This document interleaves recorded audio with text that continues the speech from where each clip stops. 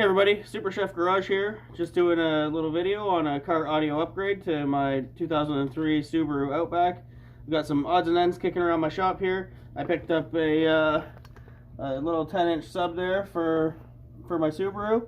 I got a 2-hour commute and I wanted a little bit better tunes. The stereo system in the car is a little bit upgraded as well. So we'll get right into it. Basically what I'm doing is hooking up this old Punch 325. I think it's a 300 watt amp, maybe 150 RMS, possibly. Not exactly sure. I got some old crappy car audio wire. The reason I say it's crappy is I didn't pay a lot for it.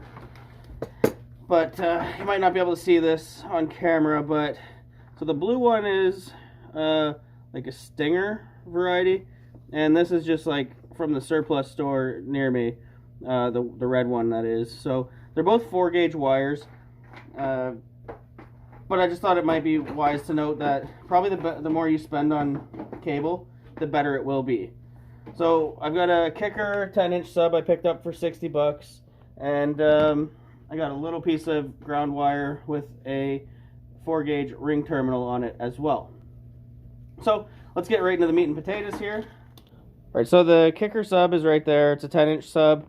I've gone and taken parts from other car audio stuff in my arsenal. I've got a big mismatch of wires and shit here. So I've got some nice speaker cable that I'm going to use to hook up to the actual back of the subwoofer. I'm going to bridge the amplifier as well. So basically we'll start from the front to the back. So you got your battery here. If you don't know that, then maybe you should start all over again and figure everything out. I'm going to hook my ring terminal onto there for the fuse. Now, these things are outdated, these AGU fuses, but I've got a bunch of them left over, and I've got a decent couple fuse holders, so this will be fused within 6 inches of the battery. If any shorts happen, this fuse will blow, and your car won't catch on fire, or whatever happens. So I'm going to run it through. For my Outback, there's a rubber grommet right there. I'm going to drill that grommet out, push the wire through. It's going to come out at my feet. And I don't know if I'm going to run it along the door frame here, or if I'm going to run it on the opposite side of the console, because you don't want to run your power wire with your RCAs. And this car has the RCAs hooked up, so I'm not going to have to uninstall my CD player to make it happen. I'll give you a quick demo on that on the workbench a little after. So I've got that wire running under the seat to the trunk here. Not sure where I'm going to mount my amp yet either, but this here's your remote wire. This tells your amplifier to turn on and off, and it's hooked up to the CD player. And this is your RCA output that tells the subs what tone or tune to play. These don't really look that good either, but I'm not going for high power. My Super has the good stereo in it. This one's just a little bit of a kind of get me by type thing, so I can enjoy tunes on the way to work. So that being said, I'm going to mount the amplifier in the trunk, obviously the subwoofer as well. I'll take a little video and show you, or I'll shut the video off. I'm going to do all the work myself, and then I'll give you the rundown. But so one thing you're going to need to know is that on the back of your CD player, so it's just an old Sony that I have kicking around. Doesn't work, but it's more for demonstration purposes. So you got all your speaker wires here. Usually the ones that are matched, like the purple, the green, the white, and the gray, are the speaker wires. And I believe the blue with the white is the remote wire. Now, these do usually have wiring diagrams, and you can find them on the internet as well. So what this wire will do, this is what your remote will hook up to, and that will tell your amplifier to turn on. And then some of them have a sub out on the back there. This one does. It's in the middle, I believe. Yeah, rear sub out, and that's this one here. So this hooks into your RCAs in your dashboard. You'll run those RCA wires to your trunk and hook them into the input. On this amp, the input is this one here, and then you'll have your power, your ground, So the red wire goes in the B+, the black wire goes in the ground, if you didn't know. The remote wire, which is that blue one with the white stripe, goes there. And then your RCAs, you hook your speakers up, bridge A to B, left positive, right negative, and that'll give you the maximum power that your amp will take, or your sub will take. So I'm not going to go in depth on bridging down like 4 ohm, 2 ohm, or 1 ohm to get power. There's plenty other videos out there. This is just a basic video of how I hooked up my subwoofer in my car. So I'm going to go and run the wiring, show you everything I did, and that'll be the finishing of the video. So like I said, I turn this back on after I have everything hooked up. So I have my fuse holder within, I've got it, so I have my fuse holder within about 4 inches of the battery. It's hooked up on the terminal on top of that. You can get special car audio ones. I've never personally enjoyed them. They've always ended up failing in the future anyway. Also, I don't like to spend a lot of money. So anyway, 4 gauge power wire through the firewall, through that grommet.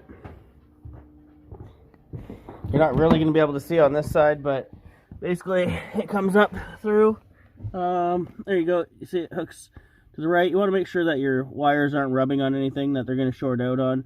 Then your fuse will pop or something like it if you do.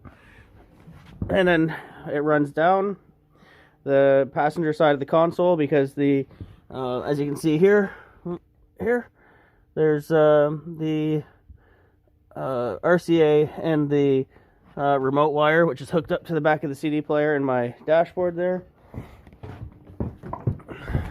If I was doing this on a car that I was like my Supra, all the wires are hidden, whereas this one is made to be ripped out at a moment's notice, because I picked these up for about $1,000. They're my winter beaters. So you can see the power cable running underneath the seat, comes out the back here to the trunk.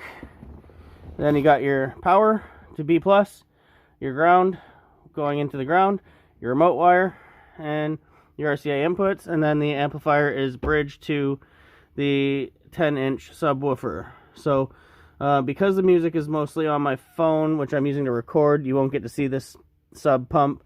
But the fact of the matter is that it's a pretty simple setup for hooking up your own car audio in a small sense. If you go bigger, you're going to want a second battery and a relay to isolate the battery from your first battery, and maybe even a bigger alternator to power it. But for this little setup, this should work just fine. The only thing I'll do is keep a spare alternator, because these Subarus tend to chew through alternators. So I've got the amplifier screwed down to the back of the seat. Generally, I probably wouldn't do that, but I'm trying something new this time. I've never done anything like that. And then the sub, it's small, but it should put out a decent sound, not take a bunch of trunk space. Now I'm just going to figure out how I'm going to strap it down to stop it from sliding back and forth or whatever.